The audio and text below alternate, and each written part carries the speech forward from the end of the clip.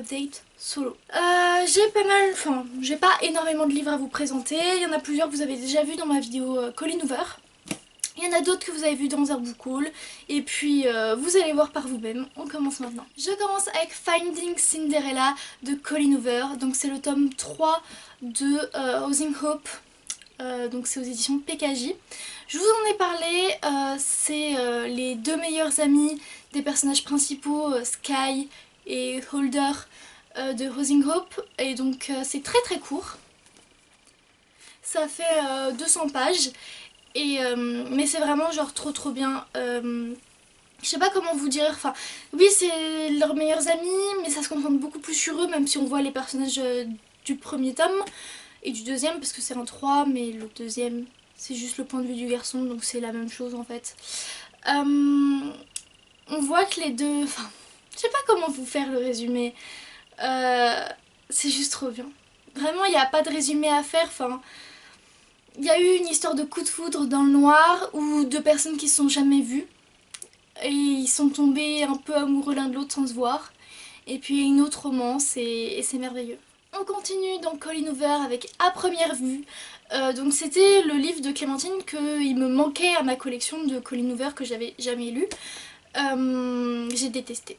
J'ai pas détesté mais j'ai vraiment pas aimé. J'ai pas du tout trouvé l'intérêt. Parce que c'est une fille un peu bizarre, toute sa famille, personne ne l'aime dans la ville. Ils vivent dans une église, enfin ils sont un peu bizarres, et alors qu'ils sont pas croyants. Hein. Et puis qui vit dans une église de toute façon. Et ça commence à peu près quand elle embrasse un mec qui s'avère être le petit ami de sa sœur jumelle. Et ce petit ami va très souvent chez elle. Et déjà qu'elle s'entend pas avec sa famille, alors là, si en plus elle se met à craquer pour le mec de sa sœur, ça tourne au fiasco. Sauf que j'ai pas du tout trouvé où était Colleen Hoover là-dedans. Genre j'ai pas trouvé que ça lui ressemblait, j'ai pas trouvé ça bien, je trouvais l'histoire loufoque, j'ai trouvé ça vraiment... Même l'écriture ça allait, ça se lisait très vite, je l'ai pas abandonné tout ça, mais l'histoire quoi, nul. Vraiment si vous voulez lire un Colleen Hoover, pas celui-là. J'ai ensuite lu Le Grand Sommeil de Raymond Chandler chez Folio Policier. Donc celui-là je vous l'avais présenté dans mon dernier book haul et je vous avais dit que c'est un livre de cours parce qu'on voit les romans noirs, etc. Donc roman noir, ça a été appelé comme ça par les Français il me semble. C'est les thrillers un peu en gros. Donc ici on a un détective privé qui... Tiens c'est quoi sa mission de base? Je sais plus ce qu'il devait faire mais en gros en général il l'engage pour... Ah oui parce qu'il y avait des menaces contre une de ses filles. Bref, les deux filles dépravées comme je sais pas quoi, un peu folle. Et puis au final, au début, il y a un meurtre. Du coup, il cherche un peu qui est le meurtrier, un peu ci, un peu ça. C'est très loufoque. C'est court, hein, ça se lit vite. Ouais, 300 pages, un peu plus de 300 pages, 330. Non, ça se lit bien, hein, mais le thriller, c'est pas mon style. C'était pas mon préféré. J'ai préféré l'autre que j'ai lu. Celui-là, il était... J'ai pas trop aimé les personnages, en fait. J'ai pas accroché à eux. Du coup, je le compare à Un lieu incertain de Fred Vargas aux éditions J'ai lu. Donc cette fois-ci, c'est un flic, un commissaire, ouais, le commissaire Adamsberg, qui se retrouve dans une affaire de meurtre, un homme éparpillé partout dans la pièce et il cherche le coupable. Et ça c'était beaucoup plus prenant, beaucoup plus intéressant. Il fait 370 pages et ça vraiment il m'a plu en fait, même si j'aime pas les thrillers ça m'a plu. Donc c'était pas mal, j'ai plutôt bien accroché au personnage. Il y avait un homme qui travaillait dans la maison du mec qui est mort, super attachant. Le docteur super attachant et le commissaire ça allait, vraiment ça allait, j'ai bien aimé le suivre. Contrairement à Philippe Marlowe, le personnage du tome précédent, enfin celui dont je vous ai parlé avant, ça collait pas. Là ça vraiment ça allait, juste ça se barre un peu dans le surnaturel après, du coup je suis en mode why. Du coup voilà, sinon Fred Vargas apparemment elle est archi connue, mais voilà, moi je la connaissais pas.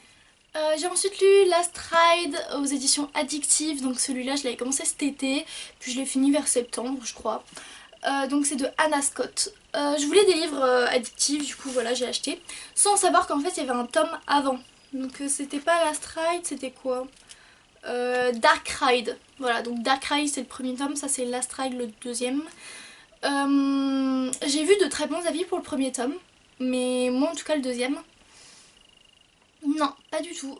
C'est une histoire dans un gang, et en ce moment les gangs j'en peux plus, j'ai pas envie d'en voir, tout ça, ça me fait pas du tout envie. Et non, j'ai pas accroché avec la romance, je sais même pas quoi vous dire, c'est en gros un mec qui délivre une meuf du gang ennemi. Elle était torturée, violée, tout ça, affreux. Et donc il la libère et il se met à tomber amoureux. Oh mon dieu, elle est tellement belle, tellement ci, tellement ça. On alterne entre les deux points de vue et franchement j'ai pas trouvé l'intérêt.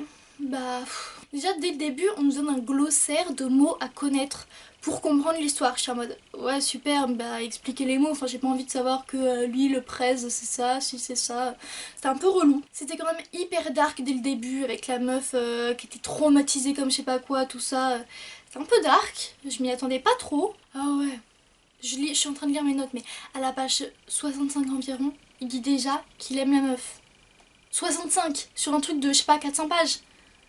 Pourquoi? Déjà? Non, non, non, non. Moi je veux un truc graduel, genre je sais pas, un truc vraiment bien. Et ouais, l'héroïne Julia là, elle m'a énervée. Je trouvais qu'il y avait aucune profondeur dans les personnages. Avec l'histoire d'agression, de viol. Il aurait pu avoir un truc vraiment bien qui aurait été fait de ça. Mais j'ai trouvé que le sujet il était pas assez exploité, mais je sais pas, c'était pas utilisé à bon escient. Enfin j'ai trouvé vraiment les personnages trop vides, j'ai pas du tout aimé. Et ensuite je vous présente ma petite chouchoute du moment, Morgane Moncomble, avec Viens on s'aime et Aime-moi je te fuis. Donc c'est Viens on s'aime le premier il me semble. Ouais, Viens on s'aime le premier. Je l'avais lu en fait et il y a très longtemps, il y a plusieurs mois. Vous avez vu un de mes updates et en fait il y avait la moitié de la vidéo qui a été coupée, je sais pas pourquoi, il y a eu un problème. Et dans cette moitié je vous présentais ce tome que j'avais déjà lu, enfin que là j'avais déjà lu et que j'avais lu cette fois-ci, je vous le présentais. Du coup vous avez jamais vu son avis et j'ai lu le tome 2 avec deux autres personnages que j'ai tout autant aimé et je voulais vous présenter. Donc là c'est Violette et Lohan qui sont ils habitent deux voisins. Et Violette est totalement loufoque, trop drôle, ils ont des échanges etc. Lohan le pompier, enfin c'est trop bien. Genre une romance avec des joutes verbales, avec de l'humour, avec des blagues, de l'amour, de l'amitié. C'était mais extraordinaire, un coup de cœur mais incroyable. Du coup j'avais un très bon avis sur Morgane Moncomble, elle a sorti que 4 livres là je crois. Ces deux là, Nos âmes tourmentées et Falling Again qui vient de sortir. Donc celui-là j'ai adoré. Mais du coup, est-ce que je me lançais dans le deuxième? Allez, on se lance dans le deuxième. Du coup, j'ai acheté celui-là avec Zoé et Jason. Donc c'est les deux meilleurs amis des deux personnages principaux du premier. Et c'était incroyable aussi. J'ai quand même préféré le premier tome, mais le deuxième, cette romance trop mignonne. Comment dire que ça commence dans le fait où ils s'envoient en l'air sans savoir qui est l'un, qui est l'autre au tout début. Et oui, ça se passe, c'est une catastrophe, ça se passe très mal, dans le sens où pire coup du monde quoi.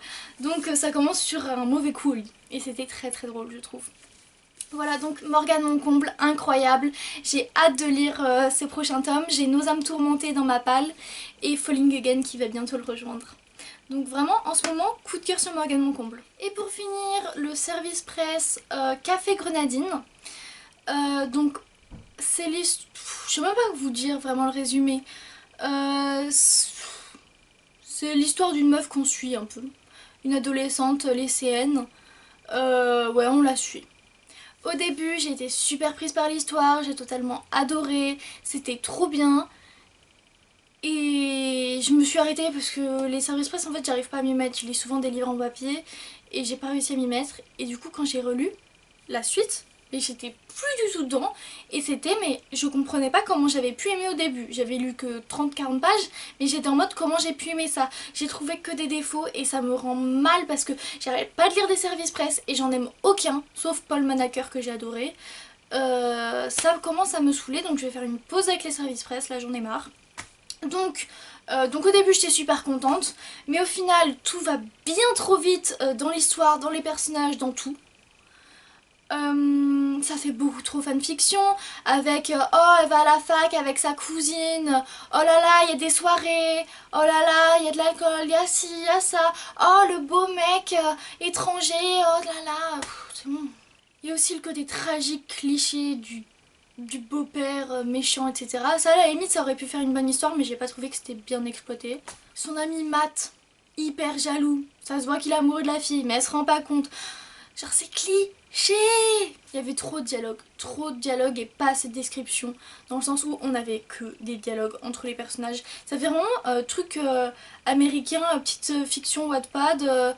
Enfin, vraiment, j'ai pas accroché. Ça m'a rendu super triste parce que c'est le travail de quelqu'un derrière. Et ben j'ai pas aimé quoi. Vraiment, j'ai trouvé que...